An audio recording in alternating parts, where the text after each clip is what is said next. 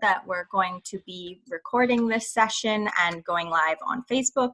It'll also be available to anyone who's interested in watching on YouTube after the session. As it's now 1 minute until 1:15, we'll just wait about 3 minutes, let everyone kind of get settled, and then we'll be starting. So just so you guys all know, we'll be starting in about 2 to 3 minutes. Thanks, everyone.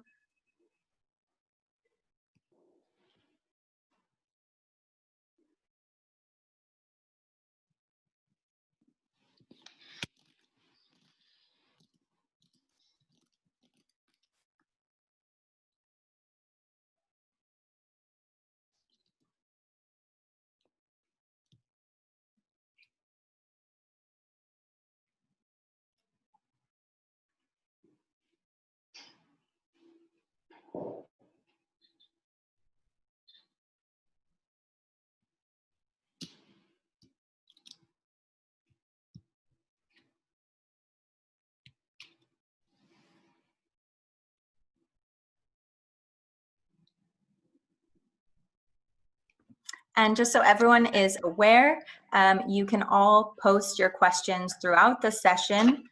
You don't need to wait until the open Q&A section. So feel free to put your questions in the chat box throughout the session, and we will get to them towards the end, after we've gone through the structured Q&A. And what would be great at this point is if we could have everyone actually put their name and their country in the chat box, just so we can get a feel where everyone's coming in from. So I'll set the tone, stating I'm from Geneva.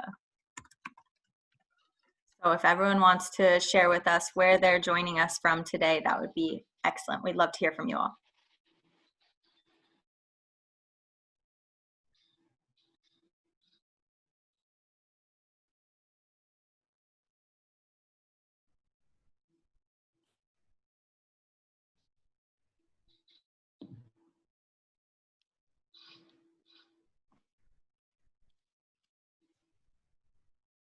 Ratu from Indonesia, welcome. Katja from Zurich, welcome. Aisha from Uganda, welcome. Gary from the UK, great to have you here. David from the UK as well, great to have you here. We have Young from Geneva as well. All right, so we're getting up to a few minutes past the hour, so I think just give everyone 1 more minute and then we'll get started.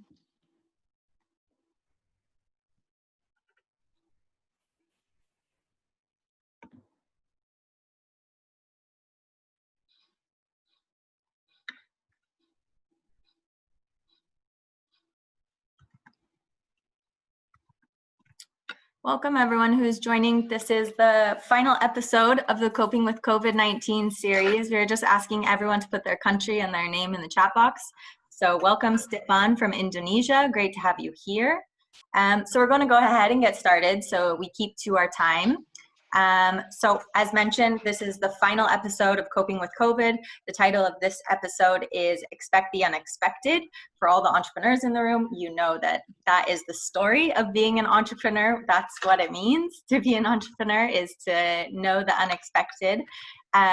So on that note, I'm just going to give a quick introduction and hand it over to our featured guests for today.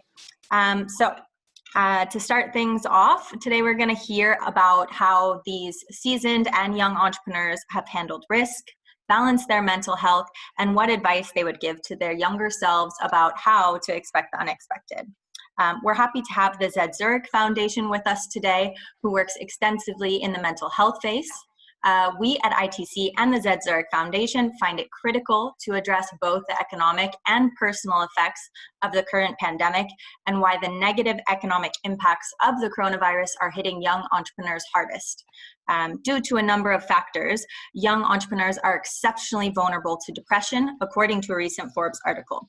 In order to support young entrepreneurs, we believe it is critical to address the interconnectedness of managing risk and balancing one's mental health to ensure young entrepreneurs are resilient and can employ stress management tactics to get them through this crisis.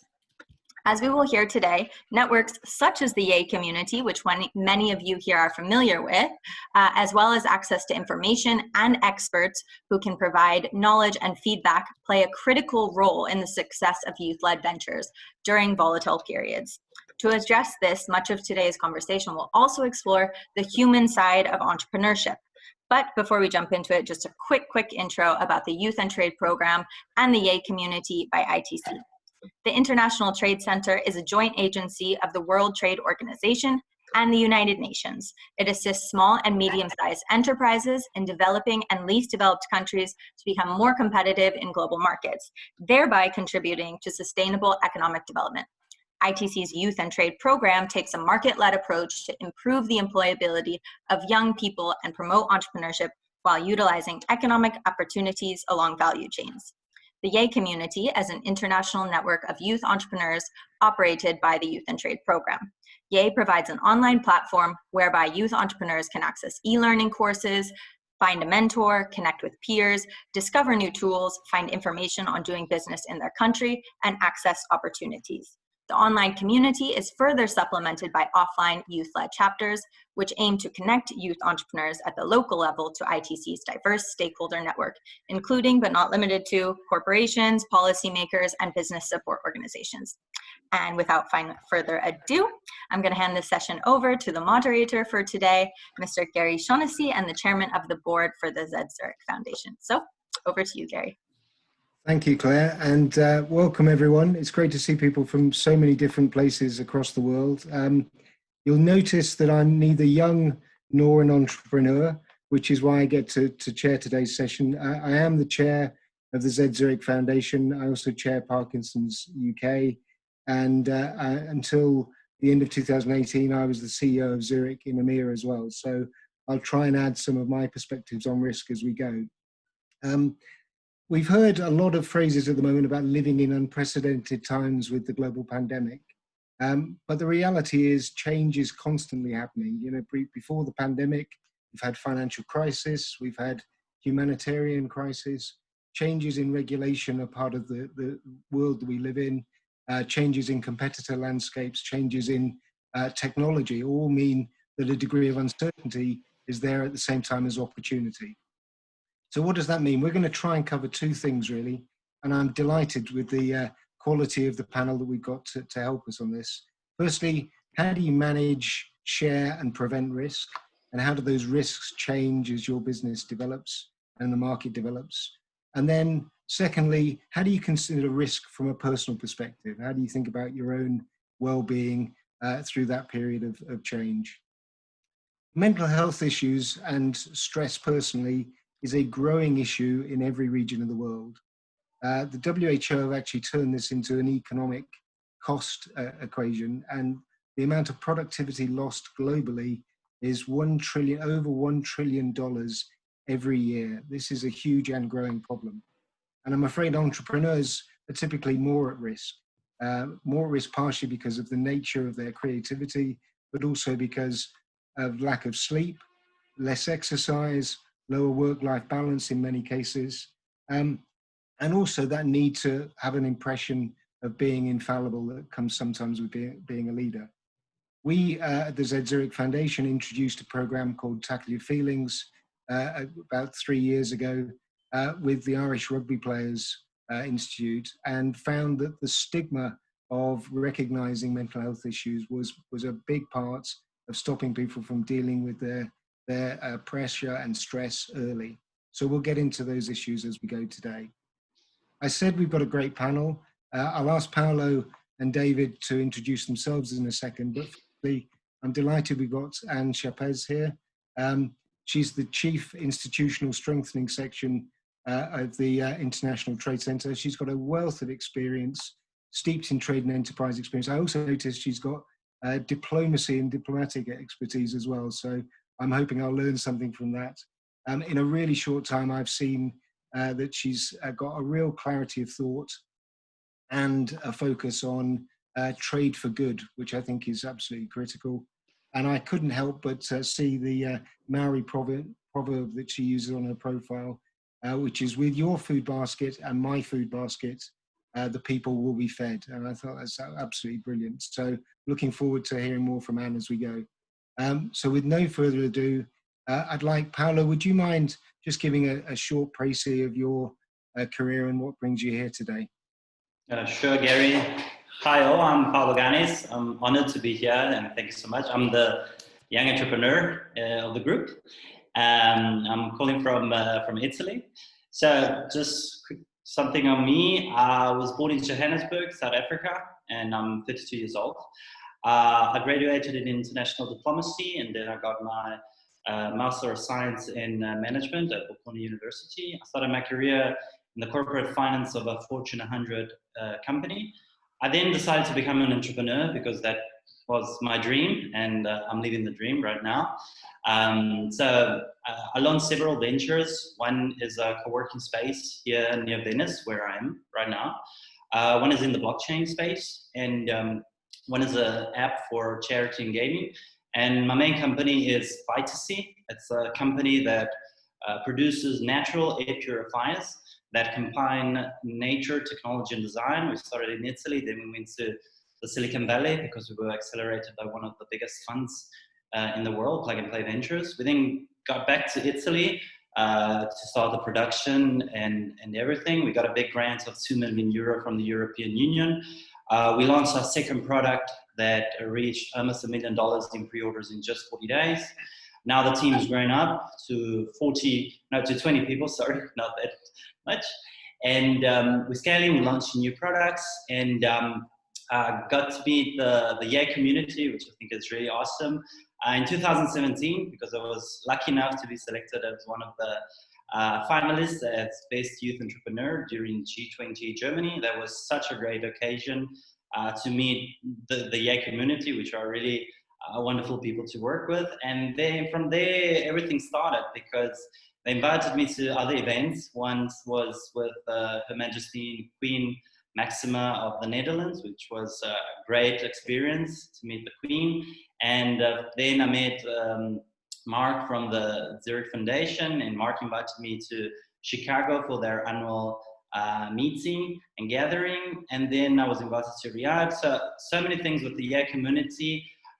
They brought a lot of network, and they helped me a lot in gaining traction with my company. And this has helped me a lot, especially in these intense times where there's a lot of stress, because I'm right here in Italy, where in Europe everything started from here. So the COVID situation was really bad.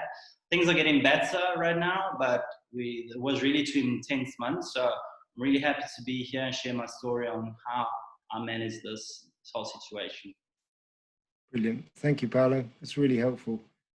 David, could I ask you to do the same? Yeah. Well, I'm not as young as Paolo, or as good looking, but I'd like to give you a little bit of information about myself. I'm a late bloomer entrepreneur. That means I came late to the party. I spent 17 years in the Bank of Scotland and worked my way up through the ranks to become head of marketing for the Bank of Scotland Group, which at the time was a medium-sized bank with about 22,000 employees. And we had about 400 marketing staff and quite a big budget to spend on TV and direct mail and so on. But it came to the year 2000, and myself and my business partner decided to break it and said, well, we can become entrepreneurs. Little did we know how hard it would be. I'm sure many of the people on this call could tell me that. We did a lot of connections. Is my still on? Just checking. Yeah, you're still on. Yeah. And eventually we put a business plan together, got backed by a corporate finance house, and after 90 presentations all over London, we raised £120 million to form our own finance company, which at the time was one of the biggest financial startups. It's made quite small nowadays by some of the investments people make. But we grew that business to 600 million in about 5 or 6 years. And that company is still going. I departed that to take over a failing business called the mortgage business. And that was very interesting because it was losing a great deal of money, but they asked me to come in, turn it round, which we did, and it was enormously successful. And we were flying, making a lot of money every month until the financial crisis, which is why I think I've been invited to this call, where the business failed. And I can tell you that standing up in front of 250 people and saying there is no business after only a couple of weeks was quite a stressful time for me and of course for the employees. After that business unfortunately collapsed, I did a number of things. I took over a magazine, I financially re-engineered a zoo, and I also became part of the team that grew one of Britain's most successful success stories in the online space, We Buy Any Car, which is a disruptive company in the car buying space. Now I'm a director of a bank, a non-executive director of a small bank, and a trustee of a charity. But I would say that as I stand in here, probably the oldest person here, I have a lot of bruises, but also a lot of great memories as well. So that's me. Thanks, David. And David and I worked together before he became an entrepreneur back at the Bank of Scotland some considerable time ago. And if you go back, David, to when just before you became an entrepreneur, what advice would you give to your younger self? I would say that there's a couple of things. Is that get help. If you have a business partner, somebody that you click with complementary skills, don't try and carry everything on your own. Be prepared to be knocked back a number of times. I mentioned we had 90 presentations to everybody from billionaires to an art dealer, actually, I remember. So you have to try very hard. Have a concept that you believe in, not just one where you think you can make money, but also enjoy the ride on the way through. You will have fantastic times. You will have a good laugh, but you'll have problems as well. A businessman is somebody who deals with problems on an ongoing basis. A good businessman is somebody that can solve a lot of them. And you can't do that alone. You can't do it without some assistance and getting help from organisations such as the one we're involved with here. So you're very lucky to have the assistance, I would say, of the organisation which are hosting this webinar. Thanks, David. I hesitate to say this to you, Paolo, in terms of your younger self, but lots happened in short order. But what would you say to yourself if you were going back just a few years before you started on the journey that's you've had over the last period of time? Well, the first thing I would tell the young Paolo that if you decide to become an entrepreneur, there's no going back. That it's a tough process to go through. That you must stay calm, relax, and as David was saying, I mean, entrepreneurs have to solve situations, especially when you're the CEO of the company. People rely on you, and they know that somehow you will find a solution, and you have to, otherwise things go bad. I think that what helped me a lot in these intense weeks, months, but I mean the whole journey of my entrepreneurship is that I come from a finance background, so information is everything, and analyzing what's happening, analyzing the data, keep informed on what is the situation, what are the opportunities. Because what I also think that I would have said to the young Paolo is that, okay, there will be lots of challenges, lots of problems, things will change continuously. But I mean, all this change and all these problems also lead to great opportunities. So relax, think about it, and just go for it and see where the opportunity can come out of this. And that's what I'm trying to do right now, I would say. And is there a danger, Paolo, that in looking for the opportunities, you become convinced that everything's always going to work out the right way, and therefore you don't see the challenges that could lead to a failure? Well, definitely, because I'm such an optimistic guy, and I always think that things will go well, and that I'll find a way to solve problems. Obviously, this doesn't always happen, and you really get a lot of problems. Things go wrong, and I think that with this optimism, with this enthusiasm, if your decision goes wrong, turns out wrong, then I think this can be a great experience for you. So you mustn't be, destroyed by the wrong decisions that you took, but these wrong decisions must be part of your experience to help you in the next situation, because problems in situations like this, well, we hope that another pandemic doesn't come like this, or not that soon. But next time you'll have their experience, especially for me that I'm young. I need to take this wrong decision in order to scale my business. Thank you. David, similar question for you. Do you think you have to have failures in order to have the successes? When you do reading and looking at other people's stories, sometimes they seem like an overnight success, and some hit the ground running and are very successful and lucky as well. They work hard, they've been lucky, and it happens. I think, though, with my various ventures, is that failure doesn't matter. It actually is proof that you've tried and you have put effort in, you've got a track record, you've learned to deal with the good, the bad, and the ugly. So I think that failure is something that helps you in the long term, but feels really horrible the next day. So I really don't think it's a prerequisite, but don't worry about it if it happens.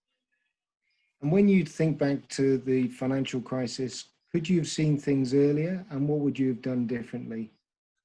I would have cut costs more quickly. I would have made decisions faster.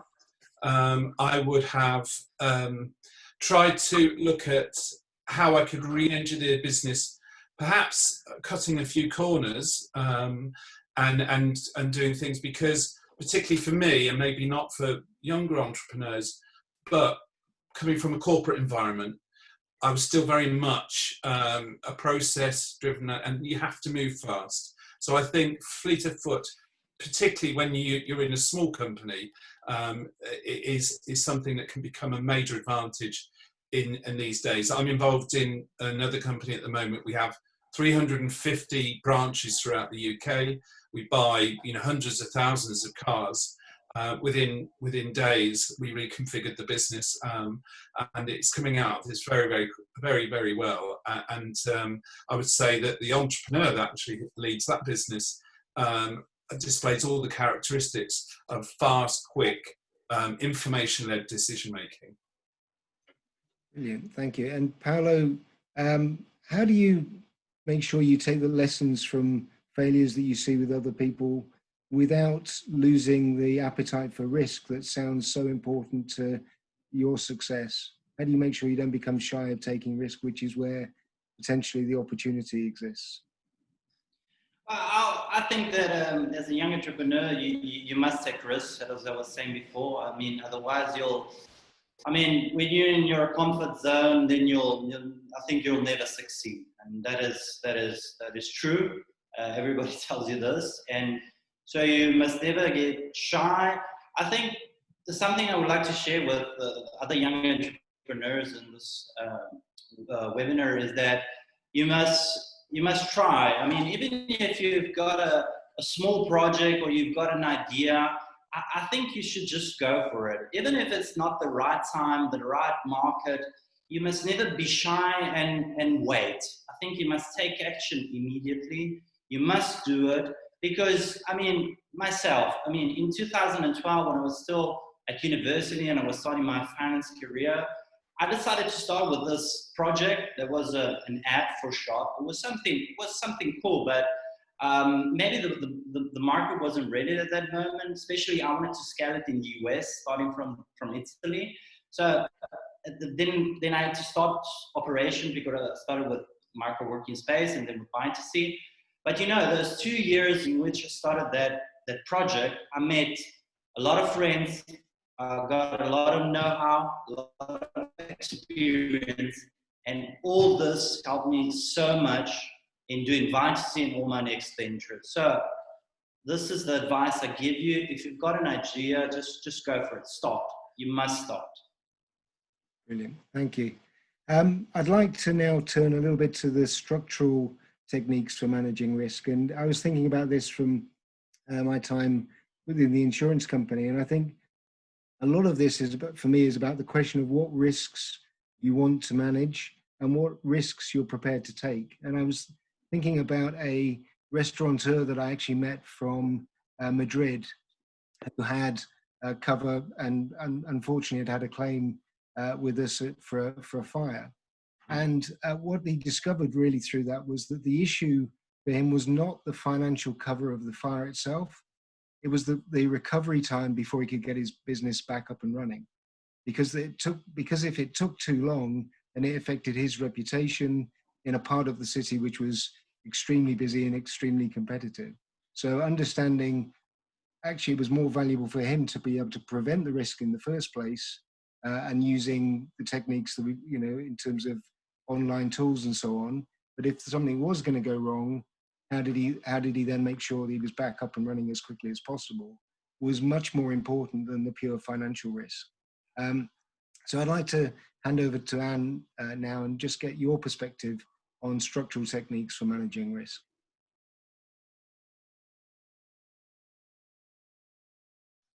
Thanks, Gary, and thanks, David and Paolo, for the great stories, and hi to everybody. Yes, I want to pick up on the subject of risk-taking, of uncertainty, of stress, and what you can do in that context to expect the unexpected. Now, you know, some of you are entrepreneurs because you really want the wild ride that these guys have been describing, or maybe it's because you've got no other choice in terms of an income. But either way, risk-taking is absolutely an implicit part of entrepreneurship, as you've heard. And if you can take risks successfully, then that's associated with a good return, with rewards. But, you know, all risk-taking, whether you succeed or not, is really stressful.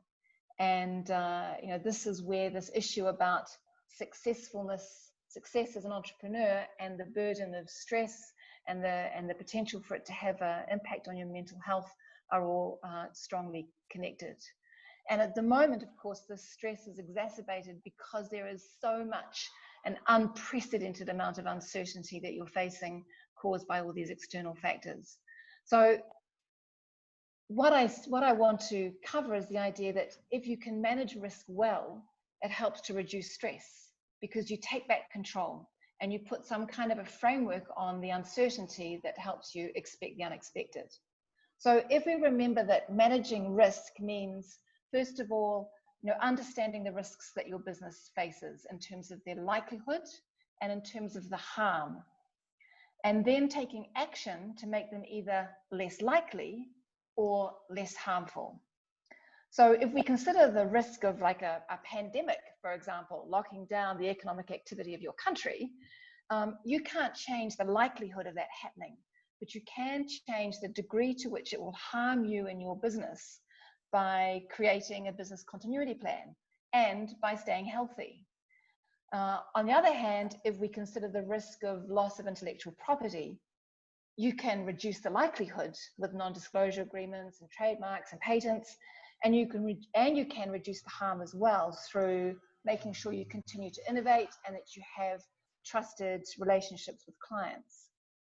So if we think about it, risk management of the unexpected or expecting the unexpected is obviously a contradiction in terms, because either you don't even put such an event on your risk register, or you rate them as extremely unlikely and therefore not even worth your attention. But what you can see from the couple of examples I've given you is that the risk management actions you take for expected risks will also help you to be resilient and responsive in the face of the unexpected. Good business continuity plans, insurance cover, healthy lifestyles, strong customer relationships, and the ability to innovate will help you whatever this decade throws at us next. So, 3 actions to manage risk can involve accepting risk, face the fear and do it anyway. You can transfer the risk to someone else, which is where insurance comes in, or you can mitigate the risk through internal actions. But it's worth knowing that to help accept, transfer, mitigate risk, there's a whole ecosystem of support available. I'm referring to business support organizations like incubators, chambers, sector associations, women's business associations, trade promotion organizations, and others. When these organizations work well, they can reduce your uncertainty and improve your decision making by providing trusted information about the situation that you're facing and the avenues of support that you can access. They should act as a bridge between the public and private sectors, ensuring that the right help reaches you fast. They can also coordinate shared action by firms working together to reduce costs or access a new opportunity. So being part of a shared action like this also reduces that sense of isolation. And thirdly, they can reduce sunk costs of taking risks by finding new paths to disrupted supply chains or to unfamiliar markets. They can act as a credible representative on behalf of a portfolio of firms. So in this way, a business support organization can diversify and reduce risks for themselves and reduce costs for all. So I guess to expect the unexpected, I'd say, review your known risks and look for ways to transfer and mitigate them, including working with external parties. These actions will also help when the unexpected strikes. And above all, when risk is managed, you can take more of it on, and while maintaining acceptable levels of stress. And the more risk you can take on, the more the potential for reward. So, but don't do that at the cost of your physical or your mental health, and do seek help when you need it. I'll hand it back to Gary on those words from another wise old person on the panel. I think the old bit fits. I'm not sure about the wise bit fits, but for me, thank you. No, for me, thanks, Anne. That was really helpful. And just, I mean, the other source I would recommend you go for advice is actually the insurance companies themselves. I mean, risk engineers will help tell you the risks you're taking and the options you've got available to you. And a good insurance company will help you prevent risk because it's good for you and it's good for them. David, running businesses as kind of broad as a zoo, a financial services company, a online car sales company, how do you manage the different risks? And have you looked at managing risk in a similar way across all 3, or are they completely different? I think when go back to the Bank of Scotland days, there was certainly a department or a function for looking at risk, etc. But what I've learned, and I'm still learning, is that risk can be quantified and anticipated. I went through, as I told you, the financial disaster of 2007-8, and that brought in a huge amount of regulation from our financial authorities. It's now the Financial Conduct Authority, was the FSA, and they make you run through a number of hoops. The first is making sure you have enough capital to survive a hit. And even just as recently as last year, I was thinking it's a little bit heavy, this. But now, with the bank that I'm non-executive director of, it's helped enormously, as you can imagine. So there's, I think, risk registers, even though to me as an entrepreneur can be mind-numbingly boring, is that it's worth just brainstorming all things that could possibly happen, even the most unlikely things like a worldwide financial disaster and the pandemic, because they do happen. And as Claire said, as Anne said, what you do is how likely, what's the effect, how you get out of them. And I think insurance is a great idea to help mitigate those issues. But also, and I would add, because I think we've explained risk registers and so on, is that, you know what, business is important, very important, but it's not that important. In the end of the day, if it fails, you'll be fine. I thought my life was over at 2007-8. I lost all my money. Life was a disaster, basically. But now, 10 years, 12 years later, I'm happy, I'm solvent, I've done a number of successful things. So looking back on my younger self, don't worry so much. It will be fine. Would be my sort of advice to you all. But, you know, look for those possibilities and maybe put things down on paper rather than just worrying about them at night. Thanks, David. That's really helpful. Paolo, could I ask you how you think about risk and how you look at it in from a structural perspective, and how you decide what value you should be, or what profit you should be getting from the risk you're taking, or whether there's profit in the risk you're taking? Well, I always try and take a lot of risk, and especially when you start in a company from zero, and especially when you're launching a hardware company that does technological products that got a lot of hardware, nature, and software. So there's a lot of risk in what you're doing. And when I decided to start my career, I mean, I had a wonderful job. I was in a Fortune 100 company. I had a wonderful girlfriend, and I just said, no, I want to become an entrepreneur. I want to go for it. I'll take the risk. And I must say it was intense, but you know, when I took that decision, I really wasn't looking at that split second, but I was looking at the next 5-10 years, and I was already imagining all the great things that I would have done with this company, and the huge impact that it could have had with our products, with all the ventures that we would have created, and all the people that would have had a job thanks to us. So that was what I was thinking of. So when I take risk, I don't see that moment, but I see the future. And so that helps me in thinking, okay, the risk is big, but look how many wonderful things I can do with this action that I want to take. So that for me is when I think of risk. And how do you then take that and think about the responsibility that you have and the personal stress that comes from that responsibility to the people within the companies that you're running? How do you feel about the responsibility that you've taken on versus what comes with it for them? Well, I mean, yeah, responsibility is one of the main problems when you're running your company and you've got other ventures you're looking after. There's a lot of stress, and you must cope with it. And especially sometimes it's really difficult to even identify stress, because maybe I'm so involved in what I'm doing. I'm working so much. I don't have free time. I don't have a social life, and I'm not even thinking of what I'm doing. I'm just working. I'm just thinking of how to scale my business, and that is where great co-founders can help you and say, Paolo, look, you're working too much. Your close friends, I'm very also lucky because I've had my friends for more than 25 years, and it's all the same friends. They say, Paolo, just calm down, relax, do something else. So it's always not easy to see that you're stressed because you're so involved in what you're doing. But this helped me so much. And, you know, people might think, people that don't know you very well, they say, oh, look, Paolo's on Forbes, one of the best 8 companies in Italy. But they really don't know what you're going through. And so I must say that it's tough.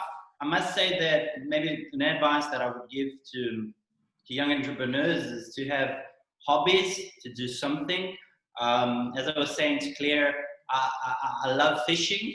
So especially in these weeks, I've been fishing a lot because, you know, I mean, even if for 8 hours I don't fish anything, maybe on a Sunday I say, fish the whole day. I mean, for me, it's like going for an investor. I mean, maybe you look for an investor, things don't happen, but even if after 8 hours of fishing, you get one fish, so that's the investor, I mean, it was damn worth it. So, and that's a hobby that makes me relax, makes me think of other things. So always have something else, even if you've got just a little free time, but do something. Brilliant. David, I mean, you talked about having 250 people and telling them that, you know, the business wasn't going well. How do you deal with that? And did you see the stress at the time that you see now when you look back 12 years on? Yeah, in retrospect only, I felt that the financial crisis, obviously I was helped the fact that it was big news, but when I stood up in front of all of the people, I felt that there were two ways to look at it. I could hide in my office, deal with the accountants and the regulators, and what would happen, and the people would be told afterwards, or be really upfront. And I took the latter approach. I wanted to be open and honest, and whilst people didn't like it, I felt in retrospect I was glad to have done that, to be honest. However, as an entrepreneur, you do need to be the optimist. You do need to be the leader. And I like what Paolo says, despite the fishing, I don't really like fishing, but you know, you do have to be that optimist. But eventually you do have to deal with the consequences of failure. How I did become stressed, but I was very lucky. Like Paolo says, I did some other things. I've written quite a few books, and also I have a great family. And one thing I mentioned on a separate call is that great family, but they're not your psychiatrists. They're not the people that if you've got a heavy day, don't repeat it when you go home. Your wife, your partner, even your dog, you know, don't load them with your problems. If you have a problem, hear their reaction, use them to reflect and to make you realise you've got stress, but try not to put all that stress on someone who, in the end of the day, is your partner, not your psychiatrist.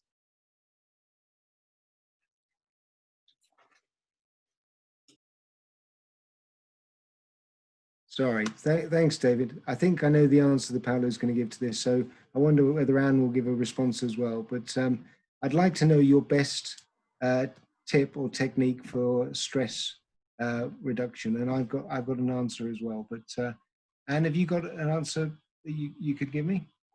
Sure. I went through a period of disruption in my own career at one stage, and what helped me through was actually deciding that I was the world's greatest artist, and I taught myself to paint. The efforts were hopeless, but the process of doing it was incredibly therapeutic. I would lose myself for hours doing it. But generally for me, you know, after a difficult week, if I find myself in the mountains somewhere around Geneva or around France, hiking for hours every day until all the stupid voices in my head turn into birdsong, and then I know I'm healed and ready to go back to work. So getting outside, getting exercise, doing something that changes your focus and gives you a different sense of self-worth, I think is very important. Brilliant. I see Mark has just added to the chat box that colouring is his tip. I'd be interested to see what other people have as their stress reduction techniques. Paolo, apart from fishing and identifying your investors as different fish that you take out of the lake, is there anything else that you have as a stress reduction technique? Well, I run a lot. I love hiking, and I would say beach volley. Yeah, I love beach volley, especially now that it's nice and summer, nice weather, and you really throw out everything, because beach volley is really, really intense. I don't understand anything to do with beaches, given I live in the UK. Okay, should come to Italy. I love Italy. David, what's your stress reduction technique? one I wouldn't advise is drinking too much. And I say that quite seriously. There is a temptation to everybody to leave the office and go up the pub for quite a few hours. And that's great for a celebration, but it shouldn't be a way of life. And the other thing really is just hanging back and looking, walking. I live in a fantastic part of the world and I walk. So I think this is coming across as a theme. I can't colour because I can't do it within the lines. So there you go. There's some great ones coming through. Cooking, I would agree with cooking. One of mine actually, or my favourite one is running, because I've come to understand that I can't run, breathe, and think at the same time. I can only do two of those. So if I start running, I've got to keep breathing. And actually, it's amazing how many times I kind of forget everything. But by the time I've come back from the run, the problem that was swirling around in my mind is the solution has come out as well. So I love doing that. Right, I think it's time for some questions from the audience. So if you could put your questions into the chat room, that would be great. I'll just try and get, because I know we've had several. Let me just see if I can get. Here's one from Aisha in Italy. Did you take care of the mental health of your employees? And if so, what have you done for them? David, do you want to answer that first, and then Paolo? Yeah, I think throughout the times, as I've got more experience, I'm more able to watch the signs of stress, and where people are maybe acting unreasonably or out of their usual mode. I think you need to actively watch and to monitor what your employees are doing. There's other things that you can do, more formal things, meditation and organising group exercises. But I think observation is something. Listening. People often don't say what they really mean, and you need to become an interpreter to what people are really saying when they mention something. So I think you have to be more empathetic and more interested in people, and eventually that gets to a point where you learn what the real problems are. Thanks, David. I certainly agree that we've seen, and obviously in larger companies, that message that is given as to whether people see that you're taking their mental health seriously or not. If it's a tick box, people get it really quickly. If you really care about it, they get that quickly as well. Paolo, what's your take on this? Well, I think that communication is important, and probably a big mistake we were doing during the first weeks of the COVID, and also crises that can come during the early stages of the company when maybe some investors don't give you the money at the right time. So maybe at the end of the month you don't have enough cash. The situation can be stressful for you, and then can be stressful for your employees. So I think that a good thing to do is communicate. So be transparent with your team, share what's happening, share why an investor didn't join and what happened. And sometimes the mistake we were doing as co-founders was that we thought we had to keep all this information inside, and all this didn't have to go out. But then we saw that communicating with the team and even on a daily basis, we started doing this. We call it the Scrum of Scrums, where there are the 7 ambassadors of the company. So every day at 9 o'clock in the morning, we have a chat, and I usually walk around the park near the office, and everybody says what they've done the day before, what they're going to do today, what's blocking them, who's blocking them. And so a lot of communication, we saw that it helped a lot, and everybody was more aligned, and this really eased up a lot of things. I would say communication. Brilliant, thank you for that. There was a question that was a slight variant on that. How do you keep your people motivated as well as supported in terms of mental health? How do you, I mean, those two can come together, but they can also be separate. How do you see that, Paolo? Well, in Vitesse, I must say that it's quite easy because we are doing such a cool, we're such a cool company. We're doing such innovative products that can improve the quality of life of people. There's lots of technology. So people, us, love working. There's a wonderful environment. So on that side for us, it was quite easy. But you must never give this for granted. You must always share your vision of where you want to go and make your team feel part of it. I mean, it's just not the entrepreneur or the co-founders. I mean, it's the whole team that together is going to reach these goals. So I think this is really important. We want to share this with them. Thank you.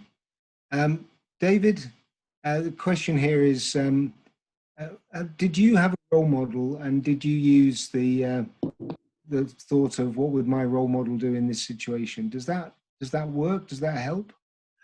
Yes, people will have different, and I've had different role models as we've gone through life.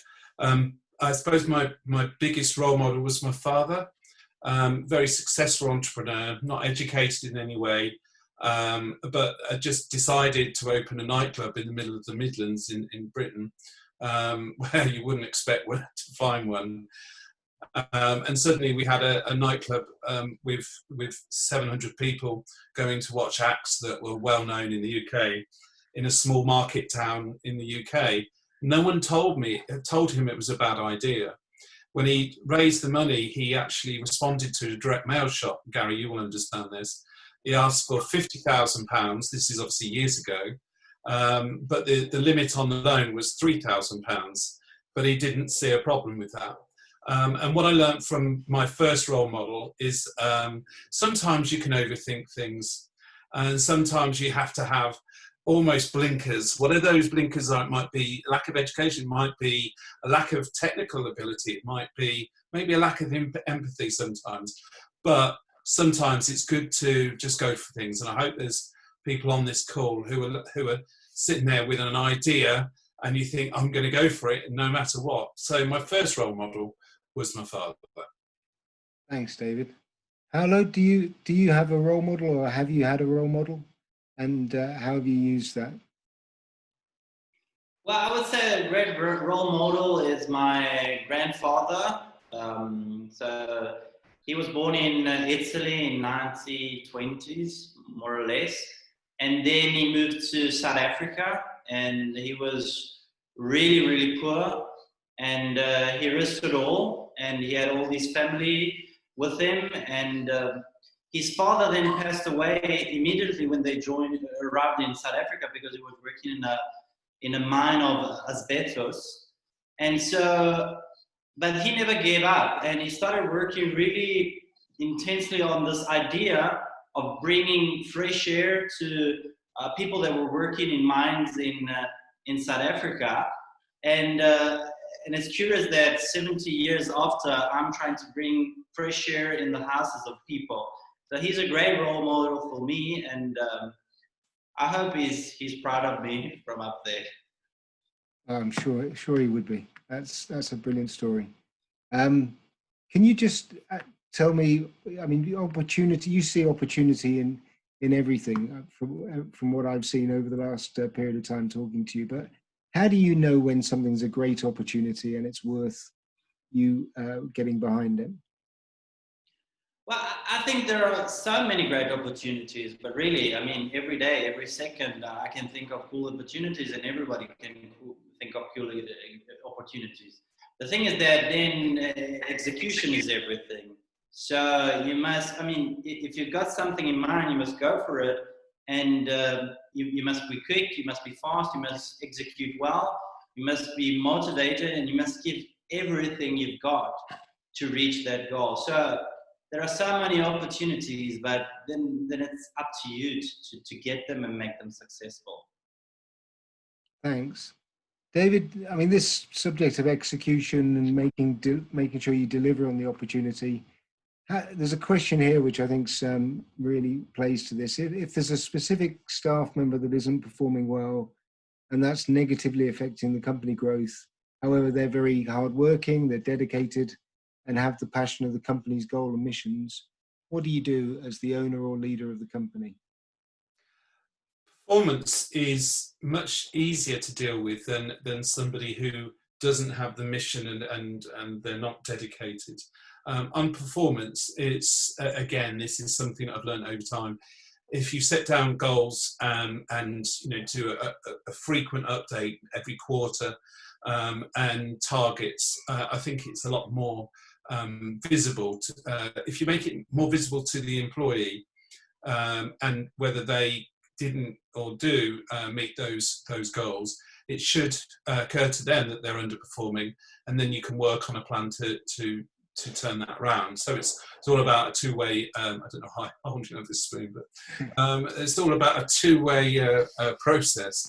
And I think the hardest thing, which I'd like to pick up on that though, is somebody who is within an organisation that is what I call, and I put this in big speech marks, a terrorist, somebody who is very clever, very able, but seeks to destroy and not make. I would rather have 5 people that are underperforming than one person that could destroy the vision that you have for your business. And I would say all the entrepreneurs here, as you go to business, you'll find one, and they're the people to get rid of quickly. The other people can be helped. Thanks, David. Paolo, how do you deal with people who are really there, support the aims, the ambition, work hard, but are not performing and not delivering? How do you see that? Well, when we do recruiting for new people and new staff of ITC, the first thing we look at is if they have the Vitalcy approach. So we call the Vitalcy approach that you must be a very nice person, that is nice, humble, someone nice to work with. So I think that's the most important thing when we look at to someone that has to work with us. And so we try and take the best decision there. But then if then it turns out like that, we were lucky enough that people that joined the company and then turned out like that, then left the company. So we were quite lucky. But yeah, I mean, we're still a young company, so it's just 20 of us. We try and be a super great team. So this doesn't happen very often. So maybe when it's going to be 100, 200 employees, then these things are going to be more often. And then I think that's going to be quite a challenge. And we see that now staff is becoming quite an intense challenge. But fortunately, we're still quite young. Thank you. Anne, have you got perspective on this? Yes, I think there's a really interesting little framework that you can use as a new manager, somebody who's having to manage poor performance. And it's called DOMA. And if you just remember DOMA, when you have a conversation with the poor performing staff, you need to try and find out what is the reason for the poor performance. And it's usually tied to one of these 4 areas in the DOMA framework. One is that they haven't had clear enough direction. So they don't understand what it is you're really expecting from them. Secondly, they haven't had the opportunity. So maybe they're busy doing something else, or they don't have the resources available to do it, or they don't have the time to do it. Thirdly, they might not have the motivation. That's the connection to your purpose and to your values, and to the what's in it for them. What will they learn in terms of mastery or autonomy? And then finally, the A is ability. Maybe they lack some critical skills that will allow them to do it, and they're afraid to own up to it. Now, what's interesting with this framework is that all of them, to some extent, put you as the manager as partly responsible for the lack of performance. You haven't been clear enough in what's required. You haven't made sure they had the resources available. You haven't linked the task to what motivates them personally, and you haven't checked or helped them or coached them to have the technical ability to do it. So I really like this model because it shares the responsibility to perform between you and your staff member. That's really helpful. Actually, can I just add one, because similar to David, this is from my experience. I worry about what I call dementors from Harry Potter. You know, someone who can be brilliant, they understand the business really well, they can get all the answers, but they'll just drag the life out of the company. They'll take all the ambition, all the positive mindset and destroy it. And my experience has been dementors will give you every reason why they're right, and they'll take you to a place you really don't want to go. I've got a question coming in here, which I think actually Paolo would be, if you could answer this one. How do you allow your mind to focus and innovate, or find alternatives when there's a lot of negativity created by a crisis, which keeps telling you to stay put and don't make a decision, or don't do anything? Well, I think that when there are crises, there's a big change. I think the opportunity is there. So if you just don't do anything and you just wait for the wave to hit you, I mean, that's not the right approach. So I mean, you must react fast. You must get moving. You must go for it. You must see where the opportunity is. You must analyze facts, data, everything that can help you in that moment, see where the market is going, and so do a lot of analysis and go for this opportunity. Because if you don't take it, somebody else will take it. So that is my piece of advice. Never let negativity and bad condition affect your enthusiasm, your optimisms, your willingness to create something cool and great. You must just go for it and don't care and see this problem as an opportunity. Brilliant, thank you.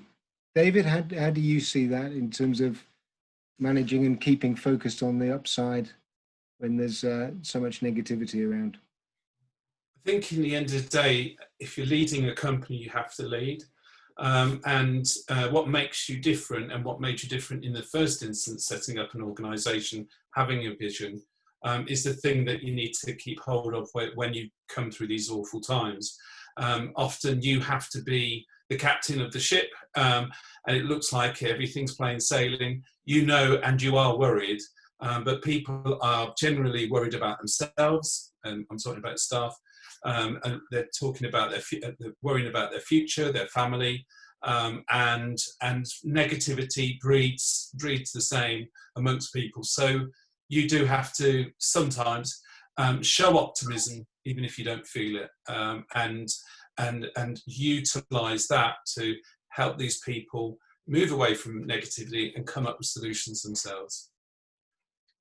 And that links to, there's a very powerful question here about the decisions in a group of community. So it's difficult to make decisions in a community group in difficult times, and yet they rely on me for their hope. What do I do? So how do you make sure that you do the thing that's going to be right for the business, but you've got a community as well as people and employees relying on you? We touched a bit on this earlier, but this is a tough one, isn't it? David, sorry, yeah. Yeah,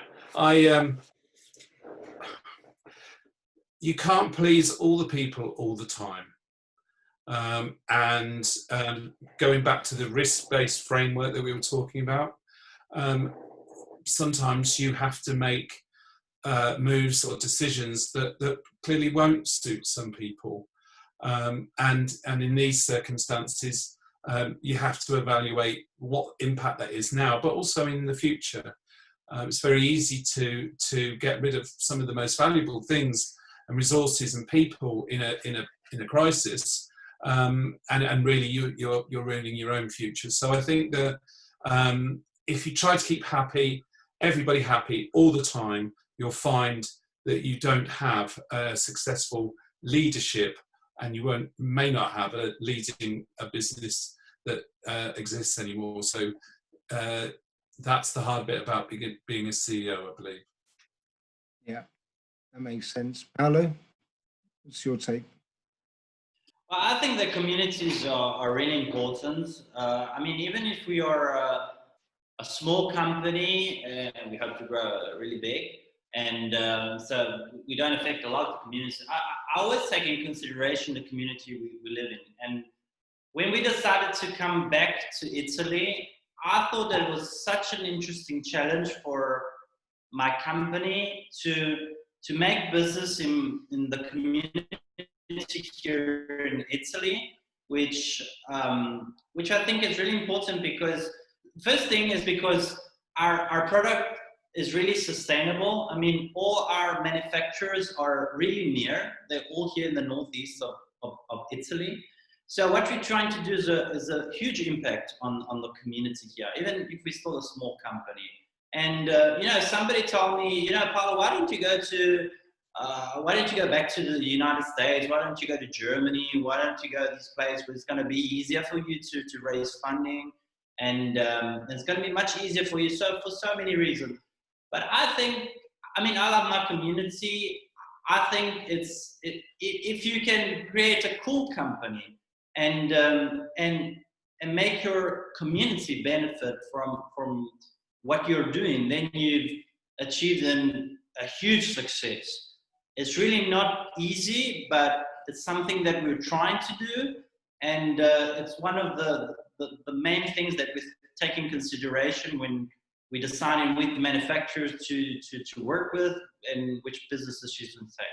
But it's really not easy. So I hope it's worth it, but I think that in the long term it will be worth it. Thanks, Paolo. I'm now going to take two questions and just put them together because they're closely linked and get your perception. How have your businesses been affected by COVID-19, and also how will and have you managed that, and how are the experiences of the entrepreneurs whose businesses failed during the pandemic impacts the perception of entrepreneurship and the attraction, I guess, of entrepreneurship? So how have you been affected by COVID-19, and how do you think it'll affect the perception of entrepreneurship? Paolo first. Okay. Well, COVID-19 for us was really a big problem because March for our company was the big month. We were securing a cool operation with investors. We had to start with 2 really big business partners that were starting all over the world and distributing our product. So March was the big month for us, and March turned out not to become the great month for us, but turned out to become a big problem for us. The first weeks were a nightmare, especially because we had manufacturers to pay, wages to pay. So it was a nightmare. And then, you know, it's cool when you've got several ventures, even if they're still small and they're growing. But when something like COVID comes and they all very well interconnected, then there are so many problems because, you know, my Vitacy company is in my co-working space. So a problem relates to another. And so it was really intense weeks where I had to focus and try and solve the situation. But many entrepreneurs didn't make it because it was too intense. A big piece of advice I would give is that, you know, great companies come when they were born during the crisis. You know, in 2008, a lot of cool companies, I can name Airbnb and Dropbox and many others, came out from those difficult times, because if you can start and in such a challenging environment, then you prepared for the worst, and that is how you start your business. So it's the double side of the situation. What we did was to stay really efficient, slim. Okay, we were waiting for this funding. We were waiting to start with these big commercial partners, but thank goodness we weren't that big enough that the COVID really impacted us so badly. Thanks, Paolo. That's really helpful. Thank you. David, Same question. Yeah, I usually within the various boards and things that I sit on, I have a monthly meeting face to face. I've spent a lot of time in front of Zoom, and we moved up all of our board meetings to a briefing meeting every week for the bank, for the trustees, for various other things. So it's actually the thirst for information and the need for information as you go through is really, really important. It moves quicker. You have to have much more awareness and keep tabs on everything. But I'll just go with Paolo there. So somebody who originally financed one of my first businesses, I call him Billionaire Bob because he's a billionaire. He got made redundant from a small manufacturing company. He used his redundancy money to acquire all the parts for what they used to manufacture. And that was the start of his fortune. So I think, there is a silver lining to every crisis. Thanks, David. And presumably when Paolo goes fishing, Billionaire Bob would be the whale that's sitting in the middle of the lake rather than the carp on the side. I was going to just make a couple of final points before asking a couple of questions of each of you. But Anna, are there any points that you would like to add before I do so? No? I mean, I've really enjoyed this session and I've learned a lot. I hope everyone online has as well. It does seem to me change is going to happen, and being prepared for change is crucial. I think Paolo's point absolutely is true, which is so many organizations, businesses start as a result of change happening, and that's the opportunity that is those who are smart enough and nimble enough and prepared to take the risk to take it on, get the benefits. I'm also struck by how David and Paolo in many ways are very different, but there's some massive similarities. That willingness to see the opportunity, the passion that goes with that, but the rigor and logic behind making decisions to keep yourself grounded and make sure that you're making decisions where the risk may be significant, but it's not unreasonable. And I think an underlying ethos of how you want to be as a business and the businesses you want to own. The third big thing for me that came out today is in all of these decisions, it's amazing how much support actually is available. Whether that's support in terms of understanding the risks that you want to take, whether that's understanding how you want to manage your business, or actually the support that you need in order to make decisions about your own personal welfare and your personal well-being, and the opportunity to use that support rather than maybe impinge on relationships with family, friends, and people who are pressurized as a result of it. There's the community as well that goes alongside that. So I found this really, really helpful. I'd like to finish really with just one comment and then a question to each of the panelists.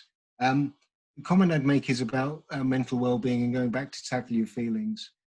What we clearly saw from that is those people who recognized and took preemptive action, took early action, and dealt with the stigma that they were concerned about, benefited hugely. Those people who allowed the challenges to continue and get worse and worse, the difference is dramatic. So that's one recommendation that's really clear to me is that these are issues that if they're affecting you, it's better to deal with them early. One final question then, Paolo first. There's a lot of hassle with being an entrepreneur. I can see there's lots of upside, but is it all worth it? Yes, Gary, it is worth it. I mean, it's intense, and when I look at myself at the mirror sometimes, I really see myself so tired, so stressed, and in some way I also feel stuck in everything I've created. But in that split second, I also think that what I'm doing is just great. I mean, I've been traveling so much, creating so many cool ventures. I can have such a huge impact in the world. I mean, it's really what I wanted to do, and I'm doing it right now, and I feel so lucky that I can do it. So it is intense, but yeah, Gary, it's damn worth it. Yes. Brilliant, and good luck to you with it. And Dave? Thank you. Very similar to Paolo's. I've had a really, and it's not over yet, a very, very interesting life. And I've seen the best of people, the worst of people. I've been rich, I've been poor. I'm about in between now. But no, it's worth it. It's worth it because the worst thing I see is somebody that's had a job for 40 years in the same job. Now, that's great for some people, but for me, all the variety, the interest, the ups and downs, the challenges, you need memories to look back on, and I've certainly got a few. Brilliant. Thanks, David. Final comment. Thank you to Claire and to Anne as well. I think the relationship we certainly have with Young Entrepreneur ITC, we value, and I can see why people benefit from the information that you provide and the support that you provide for them. I hope you've all enjoyed it. This is available on recordings on Facebook, etc. I won't go through all the details, but they're coming up in the chat box. And thank you very much for your time today. And thank you again to the panel as well, and Paolo and David. Thank you. Thanks to you, Gary. Thanks for being here. We'll share the live recording later today, as Gary mentioned, on Facebook and YouTube, and also send it out via email. So thanks, everyone. Have a great day. Cheers. Thank you. Thank you so much. Bye-bye. Ciao. Bye. Ciao, ciao.